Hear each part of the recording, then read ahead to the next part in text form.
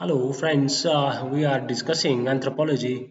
I told you that I will prepare one more video and we shall be continuing uh, with the topic. Guys,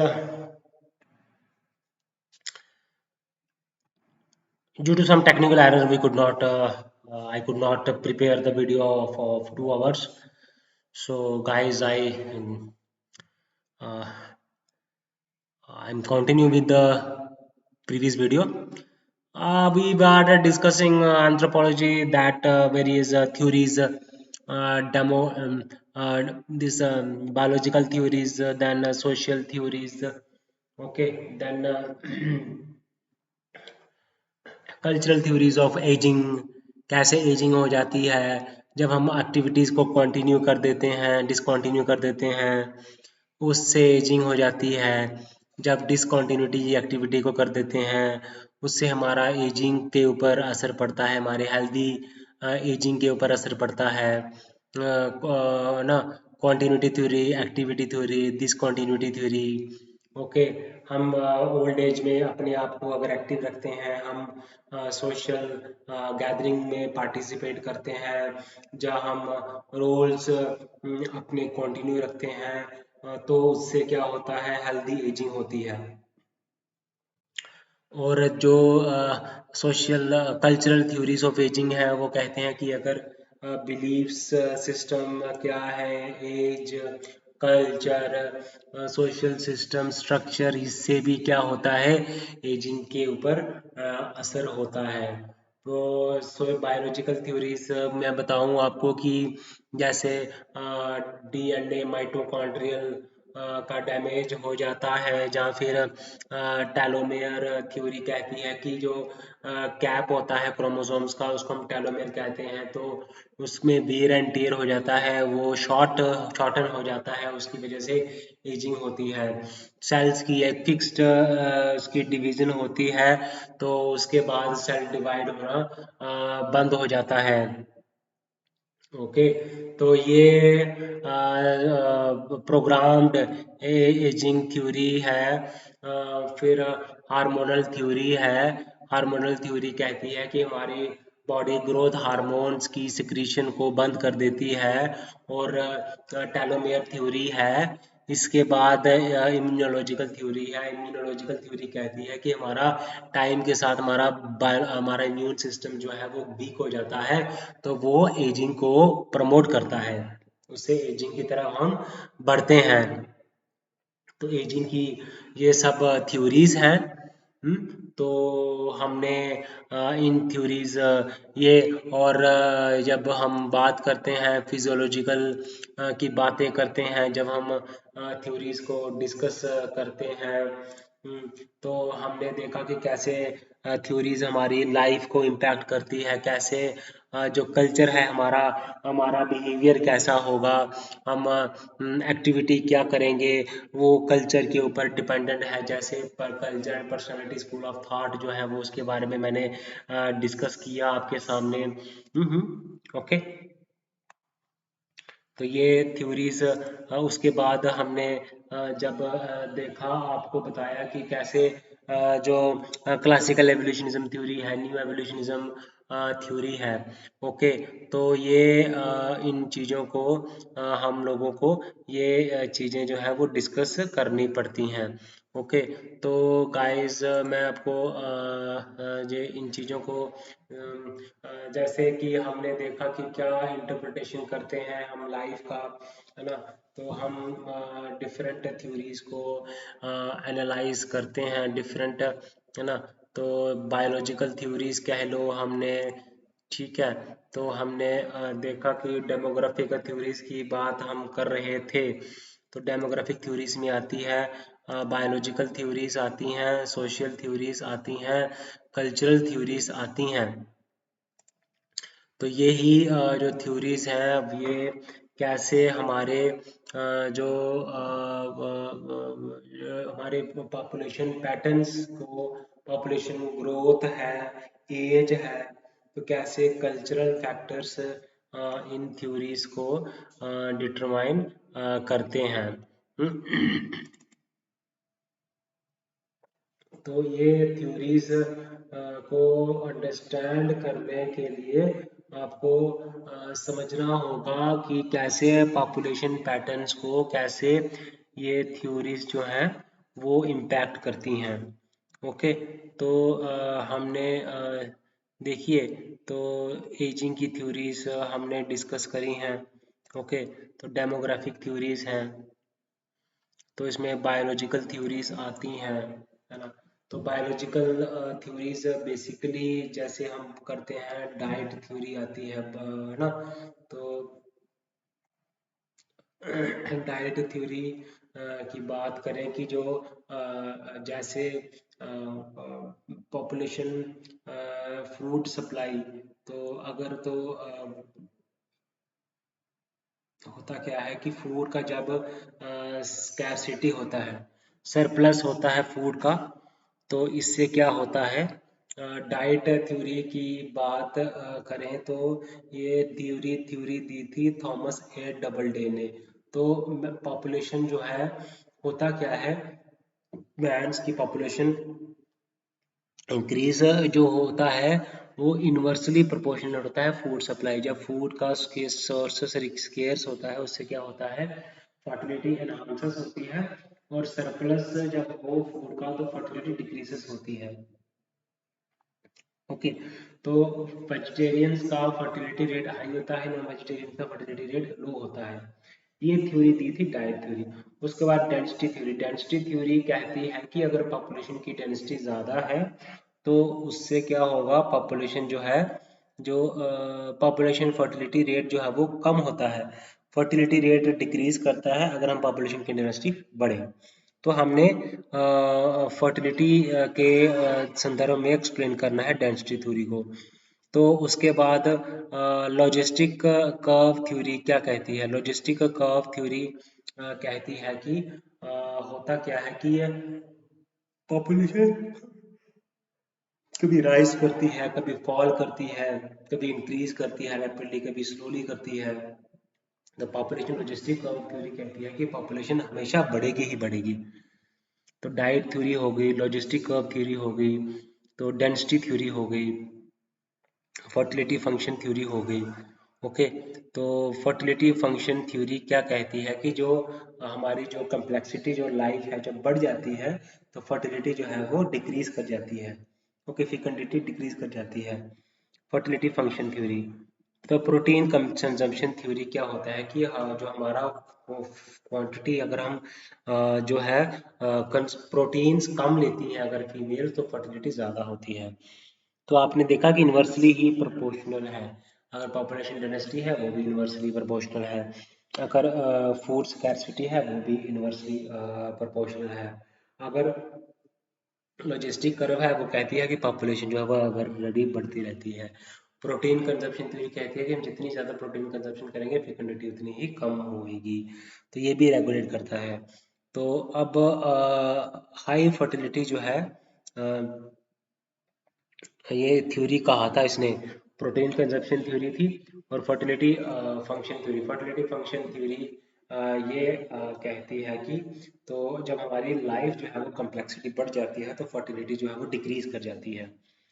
तो आप देखोगे कि biological theories में diet theories है, तो ये बायोलॉजिकल थ्योरीज को जब हम पढ़ते हैं कि तो हम देखते हैं कि फर्टिलिटी थ्योरीज क्या कहती है कि जो डेमोग्राफिक थ्योरीज हैं, इकोनॉमिक थ्योरीज हैं।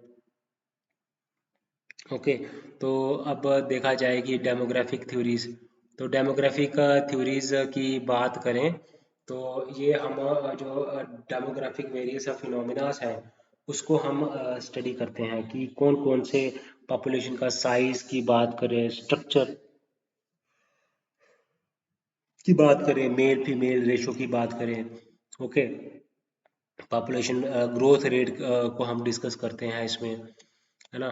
तो बायोलॉजिकल थ्योरीज हैं डेमोग्राफिक थ्योरीज में, diet theory, density theory, logistic curve theory, fertility function theory, protein consumption theory. Okay, social and cultural theories हैं।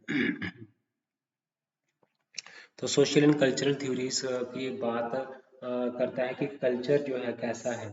ओके, तो अब जब देखा जाए कि मालथ्यूसियन थ्योरी है ना।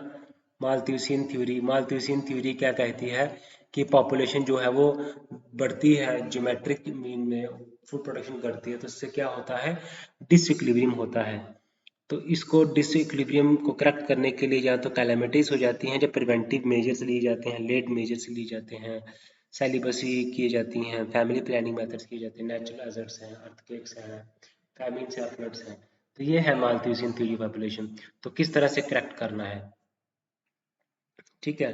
तो थ्योरी ऑफ सोशल कैपिलरिटी, तो सोशल कैपिलरिटी की थ्योरी की बात करें तो जब जो स्मॉल फैमिलीज होती हैं वहाँ पे फर्टिलिटी जो है social status, so lower social status, social theory of social capillarity कहती है कि अगर सोशल स्टेटस हाई है तो फर्टिलिटी लो होगी, अगर सोशल स्टेटस लो है, अगर सोशल स्टेटस जो है वो लो है तो क्या होगा, फर्टिलिटी पीपल जो है वो लेस फर्टिलिटी होगी, ठीक है। तो अब ये है थ्योरी ऑफ सोशल कैपिलरिटी। तो मालथ्यूसियन थ्योरी है, थ्योरी ऑफ सोशल कैपिलरिटी है, थ्योरी ऑफ प्रोस्पेरिटी है। तो प्रोस्पेरिटी की बात करें कि जो पुअर लोग होते हैं, पुअर की बात करें, स्मॉल फैमिलीज की बात करें, लार्ज फैमिलीज की बात करें, ठीक है। तो अब जो पुअर फैमिलीज हैं उनको सेक्सुअल प्लेजर ले में उनको क्या होता है, प्लेजर्स उनके पास होते नहीं है, तो हाई फर्टिलिटी होती है। ओके, ये कहा है किसने, थ्योरी ऑफ प्रोस्पेरिटी है, थ्योरी ऑफ सोशल कैपिलरिटी है, थ्योरी ऑफ क्या बोलते हैं इसको, मालथ्यूसियन थ्योरी है। तो इकोनॉमिक थ्योरीज की बात करें, अब इकोनॉमिक थ्योरीज हैं, इकोनॉमिक थ्योरीज को हम समझते हैं तो इकोनॉमिक फैक्टर्स हैं, इंटरजनरेशनल वेल्थ फ्लो, अगर वेल्थ फ्लो जो है वो पेरेंट से चिल्ड्रन की तरफ है तो fertility would be less in modern society. If wealth flows from children to parents, the fertility would be more in primitive societies. Then fertility would be more in primitive societies. तो intergenerational wealth flow की बात है, consumer duration model. सो consumer duration model क्या होता है कि बच्चे और जो हाउस होल्ड चिल्ड्रन और हाउस होल्ड ड्यूरेबल गुड्स हैं वो आइडेंटिकल हैं। तो क्या होता है कि हाउस होल्ड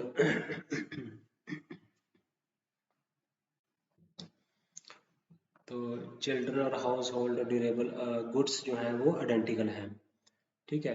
तो चिल्ड्रन की बात करें, हाउस होल्ड ड्यूरेबल गुड्स की बात करें, वो क्या है, आइडेंटिकल हैं। तो होता क्या है कि जैसे कि अब इंसान जो है वो एक रैशनल होता है, तो जैसे वो डिपेंड करता है कि जैसे हम गुड्स को परचेज करना होता है, कंज्यूमर ड्यूरेबल्स को परचेज करते हैं, तो हम कॉस्ट और बेनिफिट एनालिसिस करते हैं। तो इसमें हम रिक्वायरमेंट की एनालिसिस करते हैं और एक्सपेंसेस की करते हैं, क्या रिक्वायरमेंट है और क्या एक्सपेंसेस है, रिक्वायरमेंट्स क्या है। ओके, तो कंज्यूमर ड्यूरेबल मॉडल, उसका cost benefit analysis, cost benefit analysis की बात करें तो अब देखा जाए कि ज़्यादा चिल्ड्रन हो गए, मोर इनकमिंग हैंड्स, इसके ऊपर है, ठीक है। तो अब थ्योरी ऑफ डेमोग्राफिक ट्रांजिशन है, पहले क्या होता है, डेथ रेट और बर्थ रेट के ऊपर बेस्ड है ये। तो हमने देखा कि किस तरह से ये जो डेमोग्राफिक थ्योरीज हैं, तो हम जब इनको डिस्कस करते हैं डेमोग्राफिक थ्योरीज को, तो हमें डिस्कस करना होता है बायोलॉजिकल थ्योरीज, जैसे हमने डाइट थ्योरी को डिस्कस किया, हमने लॉजिस्टिक थ्योरी को डिस्कस किया, हमने डेंसिटी थ्योरी को डिस्कस किया, डाइट डेंसिटी और डाइट डेंसिटी और लॉजिस्टिक कर्व की बात करें, ठीक है, डाइट डेंसिटी और लॉजिस्टिक कर्व की बात करें, या फिर हम ये सारी थ्योरीज हम डिस्कस करते हैं। हम सोशियो कल्चरल थ्योरीज में हम सोशल कैपिलरिटी थ्योरी की बात की हमने, तो जैसे थ्योरी ऑफ मालथ्यूसियन थ्योरी है, ओके का इकोनॉमिक मॉडल थ्योरी में हम inter generation income flow theory है, कंज्यूमर मॉडल थ्योरी है, कॉस्ट बेनिफिट एनालिसिस थ्योरी है। तो ये थ्योरीज को हम अंडरस्टैंड करते हैं, एनालाइज करते हैं, समझते हैं, डिस्कस करते हैं। तो आपने यही थ्योरीज को पढ़ना है जब आप डेमोग्राफिक थ्योरीज पढ़ते हैं कि क्या क्या कैसे पॉपुलेशन की ग्रोथ बढ़ती है, कम होती है, स्ट्रक्चर जो है पॉपुलेशन का। तो सोशल एंड कल्चरल थ्योरीज हैं। ओके, सोशल थ्योरीज हैं, कल्चरल थ्योरीज हैं।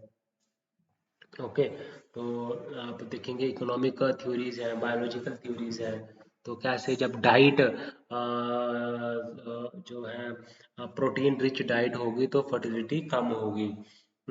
तो अगर जो तो एक और जो लॉजिस्टिक ऑफ थ्योरी है वो कहती है कि पॉपुलेशन कभी रैपिडली ग्रो करती है, कभी स्लोली ग्रो करती है, बट वो हमेशा ग्रो ही करेगी, लॉजिस्टिक ऑफ थ्योरी। तो उसके बाद ये है माल्थूसियन थ्योरी की पॉपुलेशन जो है ज्योमेट्रिक मीन में ग्रो करती हैं, फूड रिसोर्सेज जो है वो अर्थमेटिक मीन में ग्रो करती हैं, फिर डिसइक्विलिब्रियम आता रहता है। इसको करेक्ट करने के लिए क्या होता है, फैमिली प्लानिंग होती है, कॉन्ट्रासेप्टिव का इस्तेमाल होता है, सेलिबसी की जाती है। तो ये थ्योरीज हैं, theories of intergenerational wealth flow की बात करें। देन अदर थ्योरीज जो हैं, हम इन थ्योरीज को डिस्कस हम करते हैं, अंडरस्टैंड हम करते हैं। तो ये थ्योरीज हैं, इनको आपने अंडरस्टैंड करना है, समझना है। और किस तरह से डेमोग्राफिक थ्योरीज की बात करें, एजिंग एंड सेनेसेंस की बात करें। एजिंग क्या है, एक प्रोसेस ऑफ ग्रोइंग ओल्डर को हम एजिंग कहते हैं। और इसमें क्या होता है, फिजियोलॉजिकल एंड फंक्शनल जो है डिके होता है ह्यूमन बॉडी में। तो सेनेसेंस होता क्या है कि ये बेसिकली जो बायोलॉजिकल जो डिटीरियोरेशन होता है, ठीक है, तो रिलेटेड विद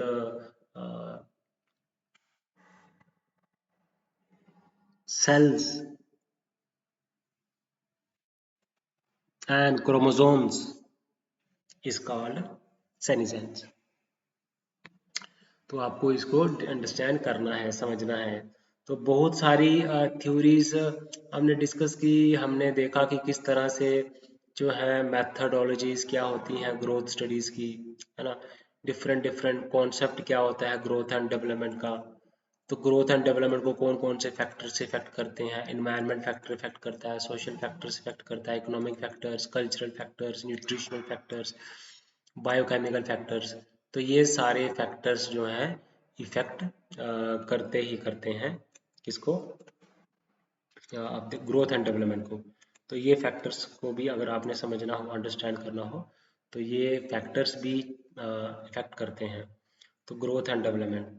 तो देखा जाए कि ह्यूमन ग्रोथ है, डेवलपमेंट है, ये प्रोसेसेस हैं, कॉम्प्लेक्स प्रोसेसेस हैं। ओके, तो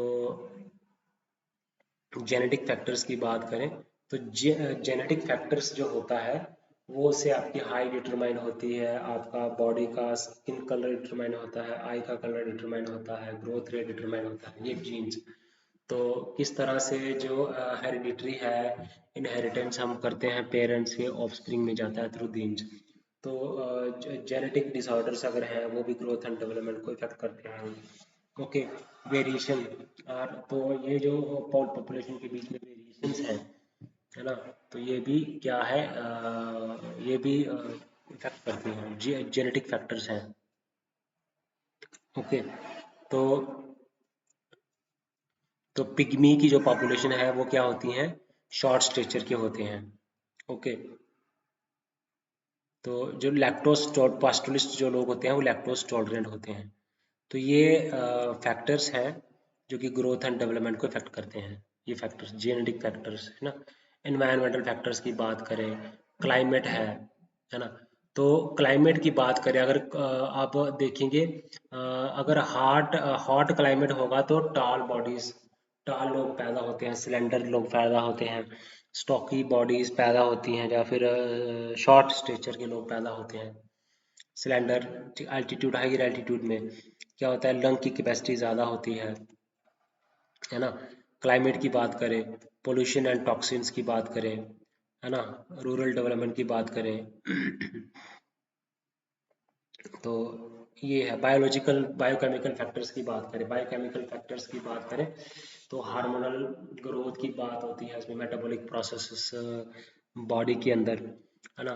तो अब देखा जाए कि ग्रोथ हार्मोन्स क्या हैं, इंसुलिन है ना, ग्लूकोज, सेक्स हार्मोन्स हैं, तो थायरॉक्सिन है। तो ये बायोकेमिकल फैक्टर्स में हार्मोन्स की सिक्रीशन, जैसे थायरॉक्सिन है, जैसे ग्रोथ हार्मोन्स हैं, है ना। तो या सेक्स हार्मोन्स है, इंसुलिन है। ओके, इम्बैलेंसेस हो तो इसमें ग्रोथ जो है वो लेस होती है। ओके, न्यूट्रिशनल फैक्टर्स की बात करें, मैक्रो न्यूट्रिएंट्स जो हैं एनर्जी प्रोवाइड करते हैं, माइक्रो न्यूट्रिएंट्स भी हमारे मेटाबॉलिक फंक्शंस के लिए हेल्प करते हैं। स्ट्रेंथ, लो वेट होता है, डिलेड प्यूबर्टी होती है, डेफिशिएंसी डिसीज आ जाती है। कल्चरल फैक्टर्स की बात करें, है ना, तो ठीक है, तो ये चाइल्डहुड, ये फूड टैबूस की, कुछ फूड में टैबूस होता है, तो ये हमारी ग्रोथ एंड डेवलपमेंट को इफेक्ट करते हैं, है ना। तो हेल्थ प्रैक्टिसेस, ट्रेडिशनल मेडिसिन का इस्तेमाल होता है, चाइल्ड रेयरिंग मेथड्स कैसे हैं, हाइजीनिक कस्टम्स कैसे हैं, इसे सारा, रिप्रोडक्शन, अर्ली मैरिज है, चाइल्ड स्पेसिंग कितनी है, तो ये सारा इफेक्ट करता है। आपका एजुकेशन, आपका लिविंग स्टैंडर्ड, आपकी इनकम, आपकी ऑक्यूपेशन, वर्क कंडीशन। ओके, तो हायर जो क्रॉस कल्चरल स्टडीज होती हैं, इंटरसेक्शनल फैक्टर्स, यस। तो आप देखोगे कि बड़े सारे फैक्टर्स हैं। तो एक आप देखोगे कि जो जितनी भी ग्रोथ है एंड डेवलपमेंट है वो हमारे फैक्टर्स के ऊपर डिपेंड करती है, कल्चर्स के ऊपर डिपेंड करती है, फूड टैबूज है, लाइफस्टाइल है ना।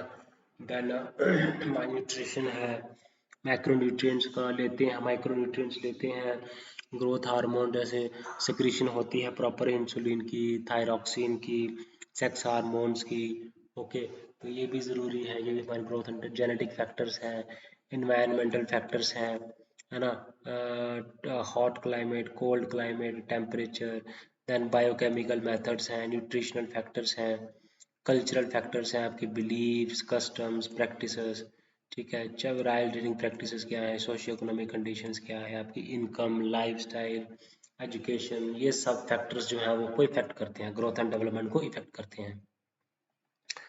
ओके, हेल्थ प्रैक्टिसेस भी इसमें आ जाती हैं, बिलीव्स भी आ जाती हैं। ओके, तो चाइल्ड रेयरिंग मेथड्स कैसे हैं, ट्रेडिशनल मेडिसिन, अर्ली मैरिजेस हैं, जहाँ चाइल्ड रिप्रोडक्टिव पैटर्न्स कैसा है, अर्ली मैरिजेस हैं, लेट मैरिजेस हैं, चाइल्ड स्पेसिंग है, फर्टिलिटी नॉर्म्स हैं, ये सारी चीज़ें जो है वो इम्पैक्ट करती हैं गाइस। तो ये हमने डिस्कस की है मैंने आपके साथ, ठीक है। तो अगर हम देखें कि तो बर्थ और इन्हीं चीज़ों को हमने समझना है, अंडरस्टैंड करना है। बायोलॉजिकल फैक्टर्स की बात हम करें, ग्रोथ की बात करें, ओके। तो आप जब देखते हैं एक्चुअल एज क्या होता है, क्रोनोलॉजिकल एज होती है कि ये एक्चुअल एज होती है that the person has lived, ठीक है। How it is influenced by external factors like nutrition कैसा है, डाइट कैसा है, डिसीज, बायोलॉजिकल एज। तो ये होता है कि biological age, so biological age भी है आपकी, है ना। तो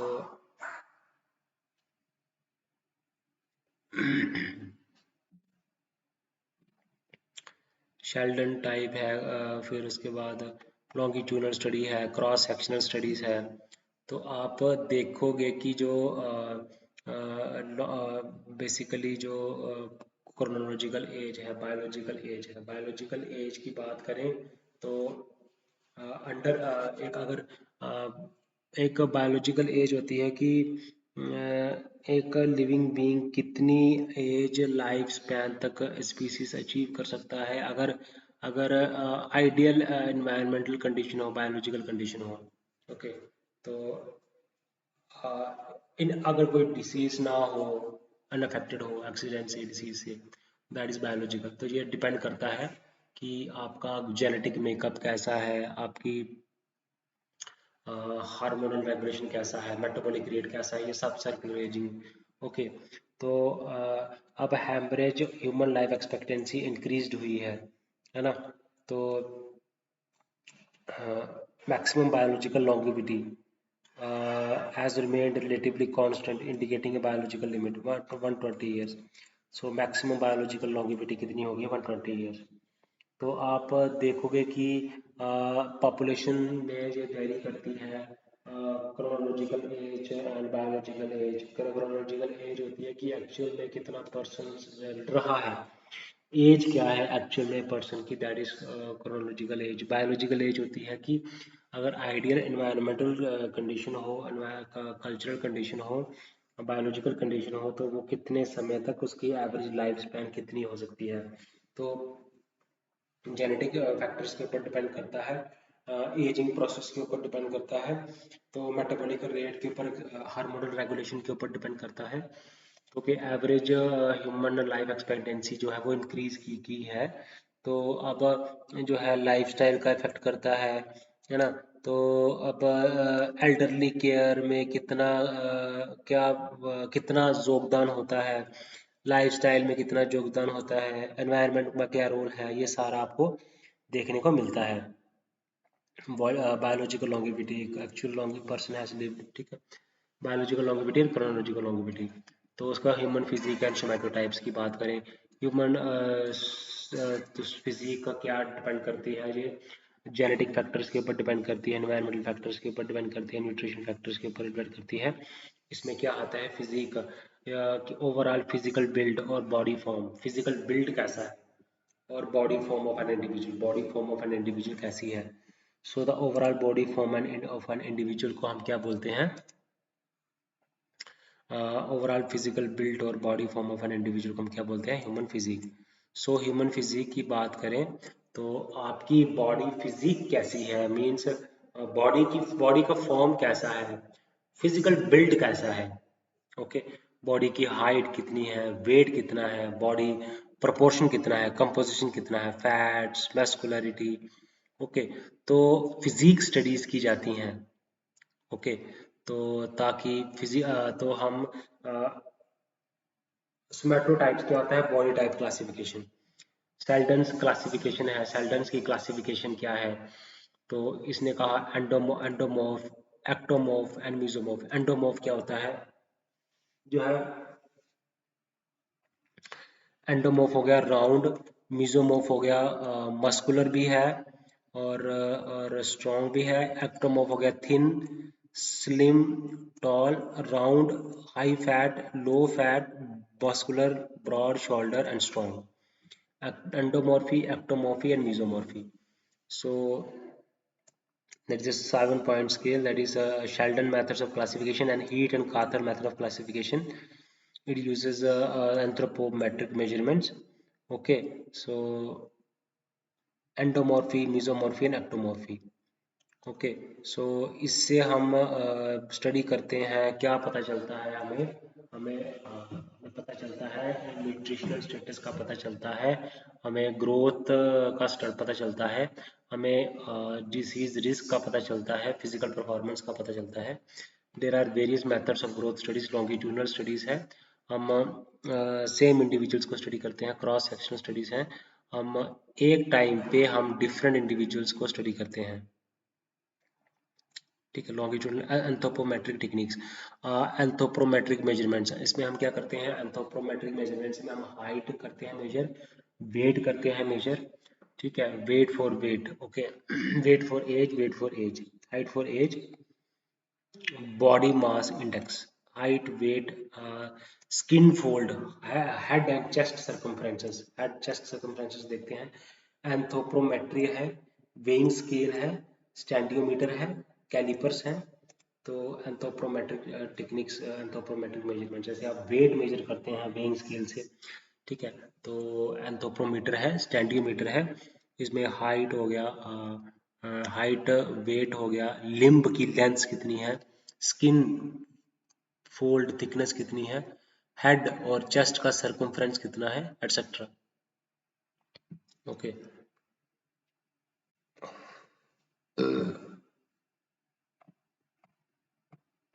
तो हम देखेंगे कि ग्रोथ स्टडीज, तो कैसे ग्रोथ जो है वो वेरी करती है population to population. Cross sectional study है, लॉन्गिट्यूडनल स्टडी है, एंथ्रोपोमेट्रिक स्टडी है। तो इसमें क्या होता है कि मिक्स्ड लॉन्गिट्यूडनल है और सेमी लॉन्गिट्यूडनल मेथड्स है। ग्रोथ इंडिसेस एंड स्टैंडर्ड्स है। इसमें बॉडी मास इंडेक्स है। जो इसमें हम क्या करते हैं, मॉडर्न टेक्निक्स है, 3D बॉडी स्कैनिंग है, डिजिटल एंथ्रोपोमेट्रिक है, बायोकेमिकल मार्कर्स है, जीनोमिक एपिडेमिक स्टडीज है ग्रोथ पॉपुलेशन की। तो डिफरेंट टेक्निक्स हैं। तो बायोलॉजिकल लॉन्गिविटी की बात करें, क्रोनोलॉजिकल लॉन्गिविटी की बात करें, सोमैटोटाइप्स की बात करें, ग्रोथ मेथोडोलॉजी की बात करें, कैसे तो हमें जब हम ग्रोथ डेवलपमेंट को स्टडी करते हैं हमें वेरिएबिलिटी का पता चलता है, हमें एनवायरनमेंट के इम्पैक्ट का पता चलता है, हमें जेनेटिक फैक्टर्स का पता चलता है। ओके, तो ये हमने स्टडी करना होता है। तो आप इसमें देखोगे कि मॉडर्न टेक्निक्स हैं, 3D बॉडी स्कैनिंग होती है, डिजिटल एंथ्रोपोमेट्री होती है, 3D बॉडी स्कैनिंग होती है, जीनोमिक एंड एपीजेनेटिक स्टडीज होती हैं। ठीक है, genomic and epigenic studies of human growth, epigenic studies होती हैं, जीनोमिक स्टडीज होती हैं, है ना। 3D बॉडी स्कैनिंग होती है ना। डिजिटल एंथ्रोपोमेट्रिक होती है, मॉडर्न टेक्निक्स हैं। बोन एज का, ठीक है, बोन का एज होता है, डेंटल इरप्शन, ठीक है। तो use of radiography, dental and skeleton methods, growth index, तो height for age, weight for age, weight किस एज के साथ कितना वेट होना चाहिए, हाइट के साथ कितना, एज के हिसाब से कितनी हाइट होनी चाहिए, वेट फॉर हाइट, हाइट के हिसाब से WHO स्टैंडर्ड्स हैं। ओके, तो ये चीज़ें हैं, growth indices and anthropometric studies हैं, देन ग्रोथ इंडिसेस हैं, स्टैंडर्ड्स हैं। ओके, मॉडर्न टेक्निक्स हैं, मिक्स्ड लॉजिस्टिक्स हैं, क्रॉस सेक्शनल मेथड्स हैं, हार्वर्ड ग्रोथ स्टडीज है, लॉन्गिट्यूडनल मेथड। ओके, तो same individuals over time from infancy to adulthood, age groups at a single point of time, तो average measurements across age. Okay, तो group averages पता चलता है। तो national health and nutritional examination survey, Harvard growth studies की जाती है। National health and nutritional national health and nutritional examination survey, national health and nutritional examination survey किया जाता है, national health and nutritional examination survey किया जाता है। तो ये हम लोग स्टडीज करते हैं, अंडरस्टैंड करते हैं इन चीज़ों को। ग्रोथ हार्मोन्स की बात करें, थिंग्स की बात करें, अंडरस्टैंड करें चीज़ों को, तो ये कम्प्लेक्सिटी आप देखते हो इन चीज़ों में।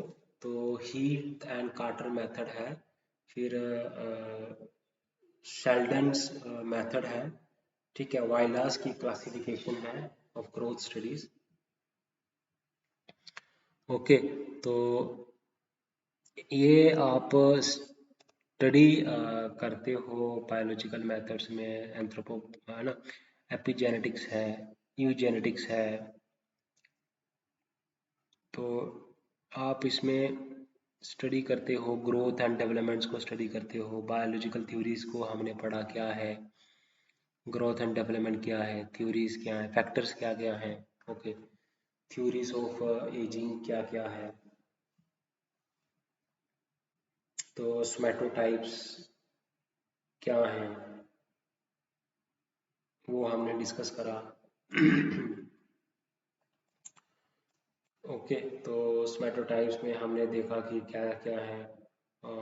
आप देखोगे कि क्लासिफिकेशन शेल्डन्स मेथड है सोमैटोटाइप्स, एंडोमॉर्फी, एक्टोमॉर्फी एंड मीजोमॉर्फी शेल्डन्स मेथड है। हीट एंड कार्टन मेथड है सोमैटोटाइपिंग, एंडोमॉर्फी, मीजोमॉर्फी, एक्टोमॉर्फी। ओके, तो ये स्टडीज हमने करते हैं हीट एंड कार्टन मेथड की, ठीक है, एंडोमॉर्फी की स्टडी करते हैं। ओके, तो आप देखा जाए तो ये चीज़ें हम स्टडी हमने करी हुई हैं।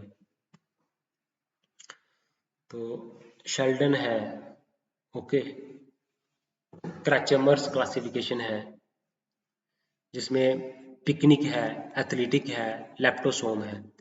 Picnic, athletic, लेप्टोसोम। 3 कैटेगरीज बताए हैं ह्यूमंस की, पिकनिक, एथलेटिक, लेप्टोसोम, क्रैचमर्स की क्लासिफिकेशन है। ठीक है, वाइलर्स की क्लासिफिकेशन है। ठीक है, longi type, brachy type, normo type, mixed type, Weilers की क्लासिफिकेशन, क्रैचमर्स की classification, Sheldon's methods of classification, Heath and Carter methods of classification. तो ये डिफरेंट डिफरेंट टेक्निक्स हैं अंडरस्टैंडिंग के लिए कि कैसे इनको स्टडी किया जाता है ना। डिफरेंट टेक्निक्स को हम समझते हैं। सबसिस्टेंस क्या है, हंटिंग गैदरिंग के ऊपर, ट्राइब्स के ऊपर, ये हमने डिस्कस करे हैं हमने। तो आप देखोगे interplay of great tradition and little tradition की बात करें तो आप इनको समझो कि क्या है ये, संस्कृताइजेशन क्या है, वेस्टर्नाइजेशन क्या है। तो ये आप समझते हो लिटिल ट्रेडिशन क्या है, ग्रेट ट्रेडिशन क्या है। ओके, सो लिटिल ट्रेडिशन ये दिया था रॉबर्ट रेडफील्ड ने। ठीक है, तो होता क्या है कि इसको हम देखेंगे कि ये ग्रेट ट्रेडिशन होता है एलीट का कल्चर। तो ये होता है लिटिल ट्रेडिशन होता है folk culture, elite culture, folk culture, formal culture, local culture and popular culture. तो ये दो जो है रॉबर्ट रेडफील्ड ने शुरुआत की थी लिटिल ट्रेडिशन की, ग्रेट ट्रेडिशन की। ओके, तो ये ग्रेट ट्रेडिशन, इसमें रिटन फॉर्मेट ट्रांसमिशन होता है, ये ओरल ट्रेडिशंस है। ओके, पर्टिकुलरिस्टिक है, यूनिवर्सलिस्टिक है। ओके, एग्जाम्पल विलेज गॉडेसेस होती हैं, फॉक फेस्टिवल्स होते हैं, वैदिक रिलीजन है, संस्कृतिक टेक्स्ट्स हैं, लोकल मिथ्स जो होते हैं। ओके, तो ये इंटरप्ले है दोनों का, interplay little tradition and great tradition. Robert Redfield ने इसको इंट्रोड्यूस किया था, मैक्सिकन कम्युनिटीज को स्टडी किया था। तो इन्होंने कहा कि एक सिविलाइजेशन के अंदर दो कल्चर कैसे एग्जिस्ट करते हैं और इंटर रिलेटेड कैसे हैं, एक दूसरे के साथ रिलेटेड कैसे हैं दो कल्चर। एक कल्चर ऑफ एलीट है, एक कल्चर ऑफ फॉक है, एक कल्चर ऑफ एक ओरल ट्रांसमिट, ओरली होता है और एक रिटन फॉर्म में ट्रांसमिट होता है। ठीक है, और एक जो है कल्चर एलीट का है और दूसरा कल्चर जो है वो मास का है, लोकल का है, फॉक कल्चर है। ठीक है, तो अब देखा जाए कि जिसकी विलेज लेवल पे प्रैक्टिस किया जाता है और मास लेवल पे पैन इंडिया प्रैक्टिस किया जाता है, दैट्स एलीट। तो great tradition, little tradition. Okay, तो ये होता है अर्बन सेंटर्स में, ये एसोसिएटेड होता है पेजेंट्स के साथ, रूरल फोक के साथ।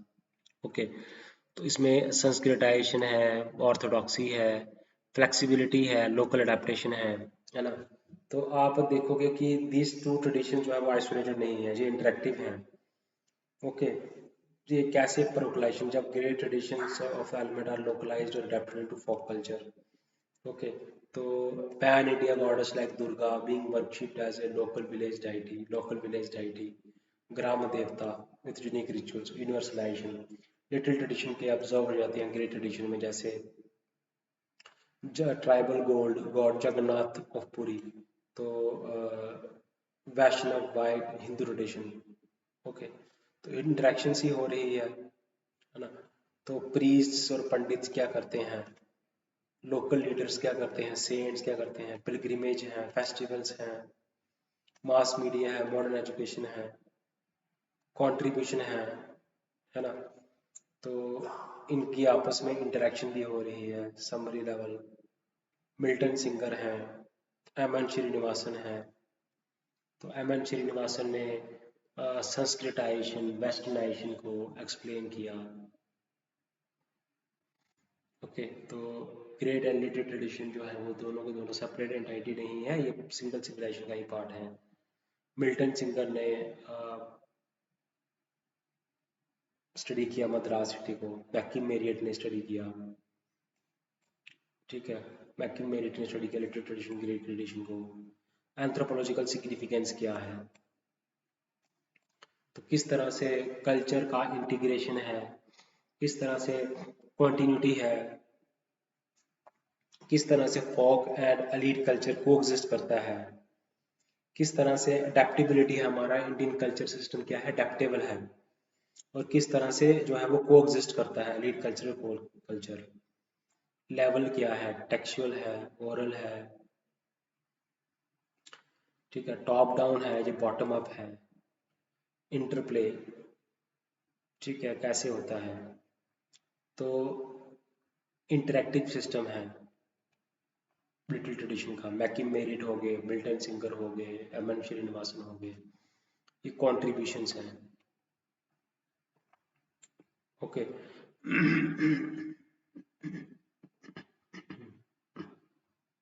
रॉबर्ट रेडफील्ड ने स्टडी किया, फिर मैकम मेरिट ने स्टडी किया इसमें, फिर मिल्टन सिंगर ने स्टडी किया, फिर ये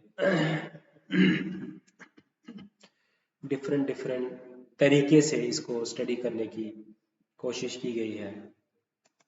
तो ये बेसिकली है क्या, ये लिटिल ट्रेडिशन, ग्रेट ट्रेडिशन क्या है जी, है ना। एक तो फॉर्मल है, एक फोक कल्चर है, एक लोकल फोक कल्चर, एक लीड कल्चर है, एक लोकल है, एक पैन इंडिया है, एक लिटरेट है, एक पॉपुलर है, ओके।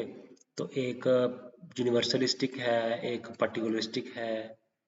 तो एक जो है एग्जाम्पल की बात करें, विलेज गॉडेस हैं, फोक फेस्टिवल्स हैं, लोकल मिथ्स हैं, एक वैदिक रिलीजन, संस्कृत टेक्स्ट्स हैं। तो ग्रेट एलिमेंट्स जो है वो अडेप्ट हो जाते हैं फोक कल्चर में, फोक कल्चर अडेप्ट हो जाता है ग्रेट ट्रेडिशन में, ओके। तो एलीट रिचुअल्स और डाइटीज को वो पूजा करते हैं in their own way. Pan India goddess है दुर्गा, वो विलेज डाइटी मानते हैं उसको और अपने यूनिक रिचुअल्स हैं उसके लिए। इंटरप्ले है between the two tradition, universalisation, okay. Jagannathpuri tribal god है, तो ये वैष्णवाइट हिंदू ट्रेडिशन बन गया है। तो सेंट्स होते हैं, गुरुज होते हैं, pilgrimage, folk and elite practices जो होते हैं, ये मीटिंग पॉइंट है। जैसे पिलग्रिमेज हो गए, फेस्टिवल्स हो गए, यहाँ पे क्या होता है, पिलग्रिमेज मीटिंग पॉइंट बन जाता है। हाँ, ये क्या करते हैं, ब्लेंड जो इंटरप्ले जो है ये रिस्पॉन्सिबल होते हैं mass media and modern education, ये रोल प्ले करते हैं, ओके। अर्बन सेंटर्स में बोथ ट्रेडिशंस को एग्जिस्ट करते हैं, मिल्टन सिंगर ने कहा। Civilisation with unity in diversity, cultural circulation की बात की, exchange with local and elite cultural forms, exchange हो रहा है, ट्रांसमिशन हो रहा है, मैकिम मेरिट ने कहा, ओके। तो ये है, ये एक नेचर है, डायनेमिक नेचर है इंडियन सिविलाइजेशन का। यहाँ पे आप इंटरप्ले कर रहे हो लिटिल ट्रेडिशन को, ग्रेट ट्रेडिशन को। इंडियन सिविलाइजेशन का ये क्या है, डायनेमिक नेचर है, it is dynamic nature of Indian civilisation, okay.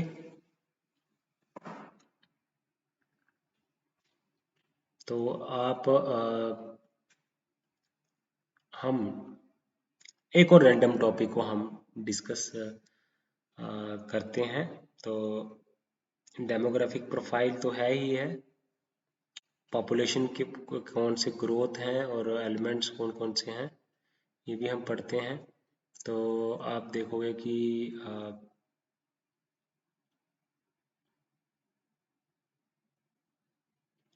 Tribal situation in India and there distribution, ये हम अगर देखें 6.1,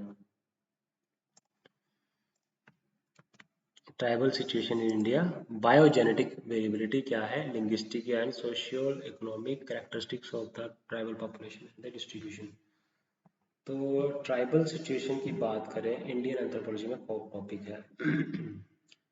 तो बायोजेनेटिक वेरिएबिलिटी, इसमें क्या है मैंने बताया आपको, शेड्यूल ट्राइब किया जाता है as per Indian constitution article 342। तो हम शेड्यूल्ड ट्राइब्स बोलते हैं ट्राइब्स को।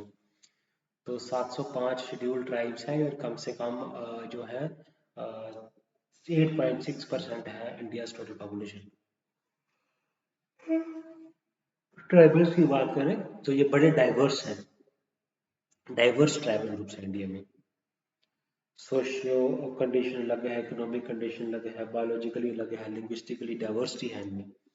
बायोलॉजिकली भी डाइवर्सिटी है, लिंग्विस्टिकली भी डाइवर्सिटी है और सोशियो इकोनॉमिकली भी डाइवर्सिटी है। एक सोशल ग्रुप है, ठीक है, तो मेन स्ट्रीम सोसाइटी से लग रहा है। इंडिया में ऑफिशियल टर्म इसको शेड्यूल्ड ट्राइब्स कहते हैं as per the Indian constitution article 342। तो बायोलॉजिकल डाइवर्सिटी क्या है? तो बायोलॉजिकली डाइवर्सिटी की बात करें तो हम कारण क्या है? आइसोलेशन है इनकी, और अडेप्टेशन है और एंडोगेमी है। तो ये कारण थे। Indian tribes exhibit remarkable genetic and biological diversity. Biological diversity क्यों है? क्योंकि ये आइसोलेशन में रहे, इन्होंने एंडोगेमी किया, हिस्टोरिकल आइसोलेशन में, अडेप्टेशन में रहे। ओके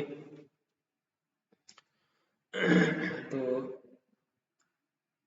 बहुत सारे जो इसमें नेग्रेटिव एलिमेंट आपको मिलेगा, मंगोलॉइड एलिमेंट आपको मिलेगा, प्रोटो एस्ट्रोलॉइड एलिमेंट आपको मिलेगा, नॉर्डिक एलिमेंट्स आपको मिलेगा, है ना। वेस्टर्न ब्रांचेस से पहले Mediterranean, western India, parts of Gujarat, Rajasthan में मिलेगा। वेस्टर्न ब्रांचेस से पहले क्या? Mediterranean element, Mongoloid, Negroid, proto Australoid, Indo Aryan, Nordic elements आपको मिलेंगे। ओके तो ये लिंग्विस्टिक ग्रुप्स आपको मिलेंगे, द्राविडियन स्पीकिंग वाले मिलेंगे आपको, इंडो आर्यन वाले मिलेंगे, ऑस्ट्रो एशियाटिक वाले मिलेंगे यहाँ पे। ओके तो यहाँ पे इनकी रिटन स्क्रिप्ट्स जो है वो इनकी कम है, ओरल ट्रेडिशन ही ज़्यादा है।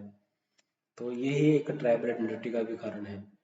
ठीक है, तो सोशो इकोनॉमिक करेक्टरिस्टिक्स की बात करें, हंटिंग गैदरिंग है, जैसे बिरहोर्स, चेंचू है, पेस्टोलिज्म टोडा है, simple settled agriculture, gone Santhals है, फॉरेस्ट प्रोड्यूस कलेक्शन बाइगा है। ओके सोशल स्ट्रक्चर की बात करें, इग्लिटेरियन सोशल सिस्टम है, किनशिप क्लैन, रिलीजियस सिस्टम की बात करें, एनिमिस्टम है, एंसेस्ट नेचर की वर्शिप करते हैं, एंसेस्ट्रल स्पिरिट्स की वर्शिप करते हैं। ठीक है, तो सोशियो इकोनॉमिक करेक्टरिस्टिक्स की बात करें, लैंड एलिनेशन है, अनएम्प्लॉयमेंट है, डिस्ट्रीब्यूशन क्या कहाँ है, north east zone, central zone, southern zone, western zone कहाँ कहाँ है, हर जगह प्रेजेंटेड है। तो यहाँ पे डाइवर्सिटी है, तो एंथ्रोपोलॉजिकल रिसर्च हम कर सकते हैं। ठीक है, तो हमें ट्राइब्स को स्टडी हम करने के लिए हमें पता चलता है कि किस पॉपुलेशन जो डाइवर्स पॉपुलेशन ग्रुप्स यहाँ पे रह रहे हैं और कैसे वो अडेप्टेशन कैसे हैं, जेनेटिक बायोजेनेटिक वेरिएबिलिटी कैसी है। ठीक है, तो ग्लोबलाइजेशन और डेवलपमेंट का स्टेट पॉलिसीज का क्या इम्पैक्ट पड़ रहा है। बायोजेनेटिक वेरिएबिलिटी की बात करें, ठीक है, बायोजेनेटिक वेरिएबिलिटी की, तो ये ना लिंग्विस्टिक डिफरेंट लैंग्वेजेस यहाँ पे पाई जाती हैं, बायोजेनेटिक वेरिएबिलिटी हैं, सोशियो इकोनॉमिक कैरेक्टरिस्टिक्स हैं, किनशिप बेस्ड इकोनॉमी है इनकी, एनिमिस्टिक है, सब्सिस्टेंस इकोनॉमी, डिस्ट्रीब्यूशन की बात करें, कंटेम्प्रेरी इश्यूज हैं। ठीक है, तो ये सारी जो है प्रॉब्लम्स हैं इनमें। तो डिस्ट्रीब्यूशन की बात करें, नॉर्थ ईस्ट में नागा है, मिज़ो है, खासी है, गारो है, बोडो है, सेंट्रल में गोंड, मुंडा, संतल, ओरवान, हो, बैगा, साउथ में है टोडा है, इरुला है, चेंचू है, इरुला, चेंचू, कुरुम्बा, कोया है, वेस्टर्न में बिल्स हैं, वर्ली है, गरासिया है, बोतिया है, लेप्चास है, जॉनसरी है, गुजर है, ग्रेट अंडमानीज है, ओंगी है, जरावास है, सेंटिनेलीज है, चेंचूस है, कोया है, कुरुम्बा है, इरुला है, बिल है, वारसी है, कोकना है, गरासिया है, वर्ली है। ओके तो बहुत सारे ट्राइबल ग्रुप जो हैं वो रह रहे हैं इंडिया में। तो इन ट्राइबल ग्रुप्स की बात हम करें, चेंचूस हैं, चेंचूस, ठीक है, गॉन्स, मुंडास, ओरवान्स, हो, संतल, बैगा, बोडो, बोडो, नागा, मिजो, खासी, गारो, चेंचूस साउथ में है, चेंचूस हो गया, टोडास हो गया, इरूलास हो गया, पेनियंस हो गया, कुरुम्बा हो गया, कोया हो गया, बिल हो गया, गरासिया हो गया, वर्ली हो गया, कोकना हो गया, बोटिया हो गया, लेप्चा हो गया, गुज्जर हो गया, जौनसरी हो गया, बोटिया, लेप्चा, बोटिया, लेप्चा, जौनसरी, गुज्जर, लद्दाखीज। तो ये डिफरेंट हमने देखा कि ट्राइबल सिचुएशंस की हमने बात करी, क्या ट्राइबल सिचुएशन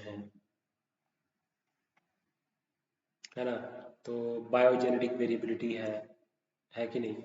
तो यहाँ पे निग्रॉइड एलिमेंट भी है, फिर मोंगोलॉइड एलिमेंट भी है, वेस्टर्न ब्रैक्टीसेफल्स भी है, नेग्रिटो एलिमेंट भी है, नॉर्डिक एलिमेंट्स भी है, लिंग्विस्टिक भी करेक्टरिस्टिक्स हैं, सोशियोइकोनॉमिक करेक्टरिस्टिक्स हैं।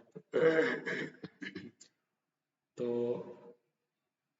Okay, formally the India official term used scheduled tribes हैं।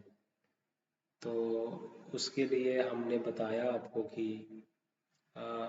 इकोनॉमिक लाइफ कैसी है, हंटिंग गैदरिंग ट्राइब्स है, पैस्टोरलिस्ट्स है, हंटिंग गैदरिंग में आ गया बिरहोर, चैंचूस, शिफ्टिंग कल्टीवेशन में आ गया Nagas, Mizos, simple settled agriculture है, Gonds and Santhals, forest produce collection, Baigas and bill.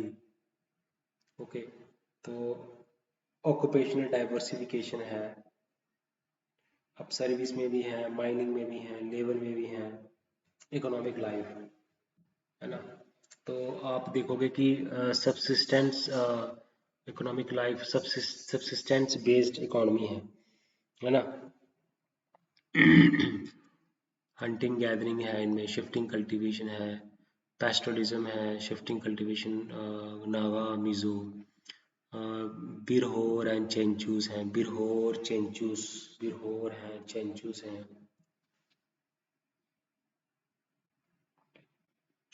ठीक है, बिल, गरासिया हैं, गुजर हैं, ठीक है। तो द्राविडियन है, गोंडी, कुई, कुरुप, कोंडा, डोरा, संथल, मुंडा, हो, जुआंग, जुआंग सोपोरिसा, बिरहोर एंड चेंचूस हैं, नागास हैं, टोडास हैं, गॉन्स हैं, संथल्स हैं, बाइगा है, बिल है, बिरहोर है, चेंचूस है, hunting and gathering, Birhor and Chenchus, ये याद रखना है। Birhor and Chenchus hunting and gathering tribe है, बिरहोर एंड चेंचूस। तो ये कम से कम आपको 50 ट्राइब्स, 70-80 ट्राइब्स आपको इंडिया के, और कुछ 20-25 ट्राइब्स आपको वर्ल्ड के याद होने चाहिए, और उनका सोशल इकोनॉमिक कैरेक्टरिस्टिक्स आपको पता होना चाहिए, उनका बायोजेनेटिक वेरिएबिलिटी आपको पता होना चाहिए, ठीक है। तो कैसी उनकी सोसाइटी है, इकोनॉमिक लाइफ कैसी है ना। सिंपल सेटल्ड एग्रीकल्चर है, बिरहोर है, चेंचूस है, बिरहोर एंड चेंचूस है, फिर गॉन्स हैं, संथल्स हैं, फॉरेस्ट प्रोड्यूस कलेक्शन है, बैगास हैं, बिल्स हैं, बिरहोर, चैंचूस, बेगास, बिल्स, बिरहोर, चैंचूस, बेगास, बिल, बिरहोर, चैंचूस, बेगास, बिल। तो अब इनका जो है आप देखोगे वैरायटी ऑफ लैंग्वेजेस जो है वो बोलते हैं जी, ठीक है ना।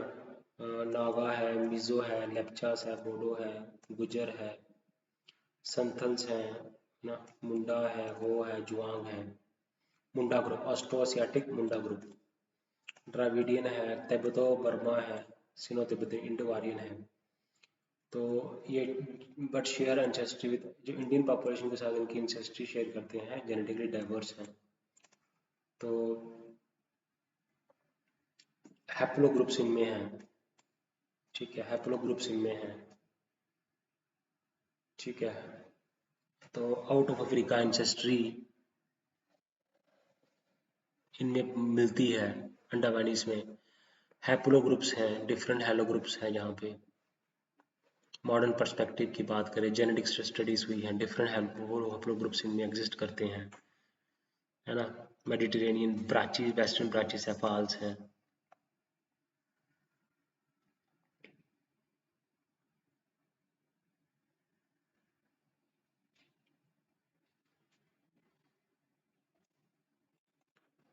तो बायोलॉजिकल डाइवर्सिटी की बात करें, जेनेटिक है, बायोलॉजिकल वेरिएशंस हैं, जेनेटिक वेरिएशंस भी हैं, बायोलॉजिकल वेरिएशंस भी हैं ट्राइबल पॉपुलेशन में। ओके, तो ये बेसिकली है, ये जेनेटिक वेरिएबिलिटी ट्राइबल पॉपुलेशन में क्या है।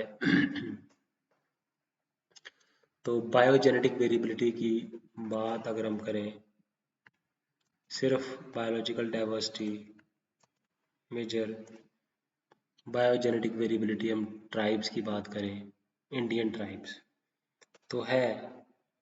ओके, तो डाइवर्स जेनेटिक ग्रुप्स हैं, 705 शेड्यूल्ड ट्राइब्स हैं, बेटा। तो factors responsible for biogenetic variability, endogamy है, माइग्रेशन है, नेचुरल सिलेक्शन है, अडेप्टेशन है, कल्चरल प्रैक्टिसेस हैं, ठीक है ना, सोशल टैबूज, टोटमिज्म, क्लैन एक्सोगेमी, है ना। आप देखोगे कि यहाँ पे आपको नेग्रिटो एलिमेंट मिलेंगे, प्रोटो एस्ट्रोलाइड के एलिमेंट मिलेंगे, मंगोलॉइड के मिलेंगे, नॉर्डिक एलिमेंट्स मिलेंगे, वेस्टर्न ब्रांचिसेबल्स मिलेंगे, है ना। जेनेटिक स्टडीज की बात करें, एपीओ ग्रुप डिफरेंट मिलता है, आरएच डिफरेंट मिलेगा, मैनजिस्टम ब्लड ग्रुप पॉलीमॉर्फिज्म इनमें मिलेगी, ठीक है। तो आप देखोगे कि हेमोग्लोबिन सिकल सेल ट्रेट आपको यहाँ पे जो है वो सिकल सेल ट्रेट आपको मिलेगा सेंट्रल इंडियन ट्राइब्स में, है ना। तो उड़ीसा ट्राइब्स में डेफिशिएंसी रिलेटेड एडेप्टेशन है, G6PD डेफिशिएंसी है। तो थैलासीमिया भी प्रेवलेंस है, ठीक है। G6PD, sickle cell trait, thalassaemia, enzyme polymorphism, HLA है, ठीक है। माइटोकॉन्ड्रियल डीएनए है, Y chromosomal studies, genetic distance क्या क्या है, ठीक है। Adaptation and biocultural traits, higher altitude, hot climate में डार्क स्किन वाले हैं, मलेरियल जोन्स में गॉन्स है, सिकल सेल ट्रेट डेफिशिएंसी हैं, एरिड रीजन में बिल्स हैं, रबारियास हैं, lean body weight, low sweat rate, ठीक है। तो ये है basically bio relation with biology and culture, endogamy है, क्लान एक्सोगेमी है, टोटेमिज्म है।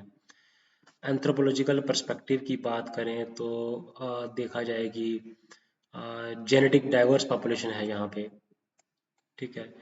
ह्यूमन एवोल्यूशन का पता कराते हैं, ठीक है।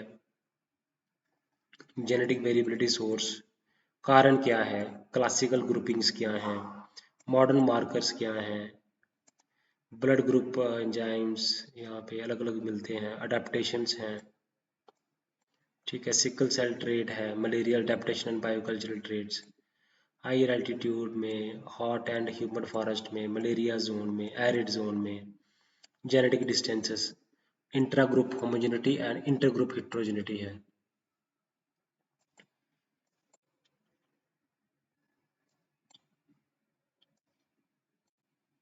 ओके, तो अब जैसे जो सेंट्रल इंडियन बेल्ट के हैं वो एक क्लोजर जेनेटिक एफिनिटी शो करते हैं, astro Asiatic speaking population of south east Asia, ठीक है। इंडिकेट आउटवर्ड माइग्रेशन, तो एंशियंट लाइनेजेस, हैप्लोग्रुप्स MRH, हैप्लोग्रुप्स MRH आपको यहाँ पे मिलते हैं, ईस्ट एशियन हैप्लोग्रुप्स यहाँ पे मिलते हैं, लीनिएजेस है यहाँ पे HLA,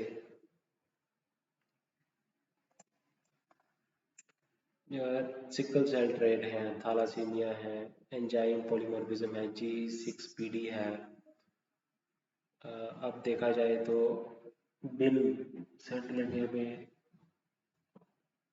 हाई फ्रीक्वेंसी है पी ग्रुप की, संतल एंड मुंडा ईस्टर्न इंडिया में, बिल्स गॉन्स सेंट्रल इंडिया में, Santhal and Munda high group है, वो भी नील बाबा मिजो में नॉर्थ ईस्ट में, ए हाई ए फ्रीक्वेंसी। सो ABO ब्लड ग्रुप में RH सिस्टम MN सिस्टम जो है, रीजनल क्लस्टरिंग है और एक जेनेटिक हेट्रोजेनिटी है यहाँ पे।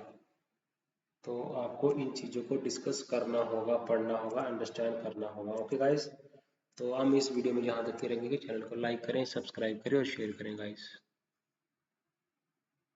जैसे बिल्स एंड गॉन्ड्स हैं, वहाँ पे आपको हाई फ्रीक्वेंसी मिलती है बी ग्रुप की, या फिर नावास नॉर्थ ईस्ट है, वहाँ पे हाई फ्रीक्वेंसी मिलती है ए ग्रुप की, या फिर संथल्स हैं, मुंडास हैं, आपको मिलती है हाई फ्रीक्वेंसी ओ ग्रुप की। आर एच डोमिनेंट है, आर एच पॉजिटिव डोमिनेंट है, आर एच पॉजिटिव कॉमन है। तो सिकल सेल ट्राइट आपको मिलेगा, G6PD मिलेगा, थैलासीमिया मिलेगा, ठीक है। Regional differences, population genetic, HLA ल्यूमोलेक्युलर सिस्टम्स है, हाई पॉलीमॉर्फिज्म। तो mitochondrial DNA and Y chromosome studies reveal, तो इनमें पता चलता है कि ancient lineage haplogroups out of maker migration. North eastern tribes जो है वो show links with east Asian haplogroups. Okay, तो central Indian tribes, some of the genetics lineages in south east Asia. तो आपको इन चीज़ों को एक्सप्लेन करना होगा।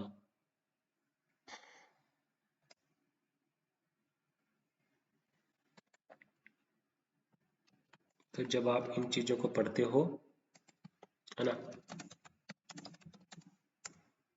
हेमोग्लोबिन है,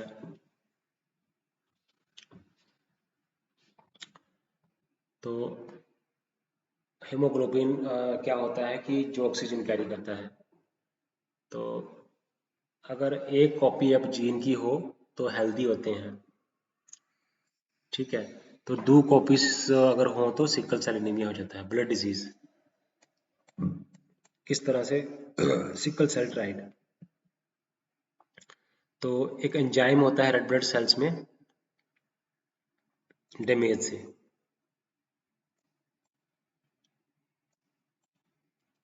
सो ये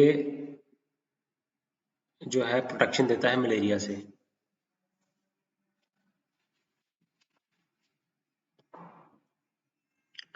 ये भी G6P, ये भी मलेरियल अडेप्टेशन स्ट्रेटजी है। सिकल सेल ये भी अडेप्टेशन स्ट्रेटजी है। G6PD इंजाइम होता है रेड ब्लड सेल्स में जो कि प्रोटेक्ट दम डैमेज से प्रोटेक्ट करता है। थैलासीमिया ये भी ब्लड डिसऑर्डर है, नॉर्मल हेमोग्लोबिन नहीं बनता है, तो ट्राइबल ग्रुप्स में मिलता है, तो मलेरियल रेसिस्टेंट है। इंजाइम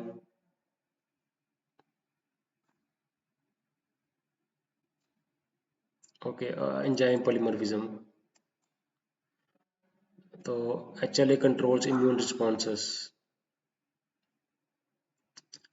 तो ये लॉ ये वेरी करता है, हम किनशिप को स्टडी करते हैं, फैमिली को स्टडी करते हैं, एवोल्यूशनरी स्टडी करते हैं, डीप एंसेस्ट्री के बारे में पता चलता है, ठीक है। मैट्रिलिनियल लीनिएज के बारे में पता चलता है, वाई क्रोमोसोम जो है वो पैटर्नल लीनिएज के बारे में पता चलता है। मैन इंडियन ट्राइब्स है भाई, old haplogroups MRH, earliest lineages in the world. India was part of the early human migration out of Africa. Tribes in the North India show East Asian genetic links, haplogroups. Southeast East Asian population. Central Indian tribes जो हैं oldest genetic lineages हैं, most ancient population के बारे में। ये India जो है ancient population में आती है, सबसे ancient population में आती है। कुछ जेनेटिक ट्रेड्स ऐसे हैं जो अडेप्टेशन होते हैं एनवायरनमेंट में, डिसीज से, ह्यूमन एवोल्यूशन का पता चलता है, एंसेस्ट्री का पता चलता है। ओके गाइस, तो ये सारा हमने डिस्कस किया इस वीडियो में। तो चैनल को लाइक करें, सब्सक्राइब करें और शेयर करें guys. Bye bye guys, take care.